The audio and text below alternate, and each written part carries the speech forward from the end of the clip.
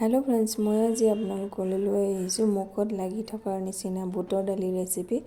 বুটৰ দালি যেনেকৈ বনালেও খাই ভাল লাগে হয়নে, কিন্তু আজি মই অলপমান বেলেগ ধৰণে বুটৰ দালি ৰেচিপি লৈ আহিছোঁ। এইটো আপুনি ভাত, ৰুটি, লুচি, পুৰি সকলো লগতে খাব পাৰে। এই বুটৰ দালিখিনি মই ৩-৪ ঘণ্টা মানৰ কাৰণে তিয়াই ৰাখিছিলোঁ।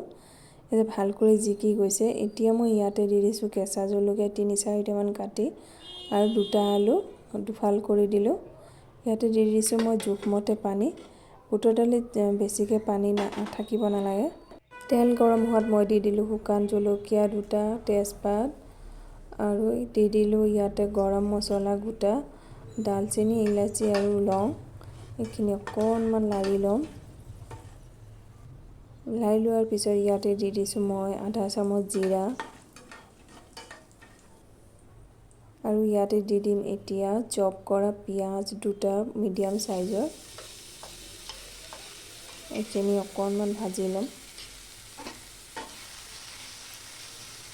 পিঁয়াজখিনি এতিয়া মই হালকা কৰি অকণমান ভাজি ল'ম। এতিয়া পিঁয়াজখিনি অকণমান মই লাৰি ভাজি ল'লোঁ।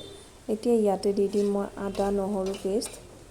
এইখিনি দি এতিয়া মই অকণমান ভাজি ল'ম। মছলা আপুনি যিমান ভাল কৰি ভাজিব সিমানেই আপোনাৰ দালিখিনি ভাল লাগিব। দালিখিনি আজি মছলাৰ ওপৰতে। পিঁয়াজখিনি ভাল কৰি ভাজা হ'বৰ কাৰণে ইয়াতে দি দিলোঁ মই নিমখ। একেবাৰে দি দিলোঁ মই নিমখখিনি আৰু পিছত দালিত নিদিওঁ আৰু। এইখিনি এতিয়া অকণমান ভাজি ল'ম ৰঙা এতিয়া দি দিম ইয়াতে হালধি আৰু কাশ্মীৰ পাউডাৰ। এইখিনি দি অকণমান ভাজি ল'ম।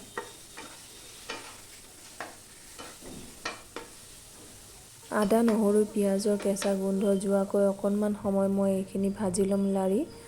আৰু ইয়াতে দি দিছোঁ মই এতিয়া টমেটো। সৰু সাইজৰ 2টা টমেটোক ইয়াতে কাটি দি দিলোঁ। এতিয়া মই এইখিনি লাৰি ঢাকি দিম 5 মিনিট মানৰ কাৰণে। দেখিছেনে 5 মিনিট মানৰ পিছত মোৰ টমেটোটো সিজি গৈছে, নৰম হৈ উঠিছে।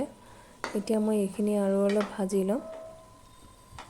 বুটৰ দালি মছলা আপুনি ভাল কৰি বনাব লাগিব, তেতিয়াহে আপোনাৰ বুটৰ দালিৰ সোৱাদখিনি আহিব। এতিয়া মই ইয়াতে দি দিম নাৰিকলৰ পেষ্ট। এইটো আপুনি দিবও পাৰে নিদিবও পাৰে। নাৰিকলৰ পেষ্টটো দিলে অকণমান সোৱাদটো বেছি হয়, ভাল হৈ যায়, সেইকাৰণে মই দিলোঁ। আৰু যিসকলে নিৰামিষ খায় সিহঁতে নহৰু পিঁয়াজ বাদ দি বনাব পাৰে। মছলাখিনি মই ভাল কৰি ভাজি লৈছোঁ, দেখিছেনে। এতিয়া মই এইখিনিত পানী অকণমান দি দিম। 1 কাপ দি দিলোঁ পানী। এতিয়া ইয়াতে দি দিম মই জিৰা গুড়ি, ধনিয়া গুড়ি আৰু কাছুৰি মেথি। মছলাখিনি লাৰি এতিয়া মই অকণমান টাইমৰ কাৰণে ঢাকি দিম। এইখিনি মছলাখিনিৰ পৰা যেতিয়ালৈকে তেলখিনি বেলেগকৈ হৈ নাযায়।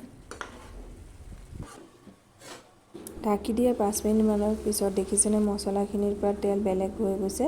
এতিয়া মই ইয়াতে বইল কৰা আলু ভাঙি দিম আৰু দি দিম ইয়াতে বইল কৰি লোৱা দালিখিনি দেখিবলৈ গোটা হৈ আছে, দেখিছেনে।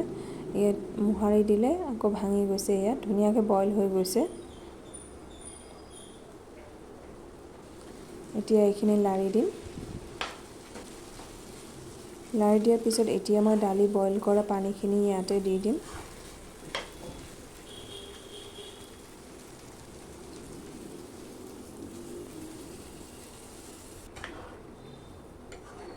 মই দালিখিনি বইল কৰা টাইমত যিখিনি পানী দিছিলোঁ জোখত, সেইখিনি পানীয়ে মই ইয়াত দি দিছোঁ। বেলেগকৈ আৰু মই এক্সট্ৰা পানী ইয়াতে মই দিয়া নাই। এতিয়া দালিৰ পানীখিনি মই বইল আহিবলৈ দিম। উতল অহাৰ পিছত মই ইয়াতে দি দিছোঁ মই ধনিয়া পাত কাটি। মোৰ দালিৰ গোন্ধটো ইমান ভাল আহিছে নহয়। আশা কৰোঁ ৰেচিপিটো চাই নিশ্চয় ভাল পাব। এয়া আমাৰ দালি খাবলৈ ৰেডি। আজিলৈকে ৰেচিপিটো ইমানেই। Bye bye.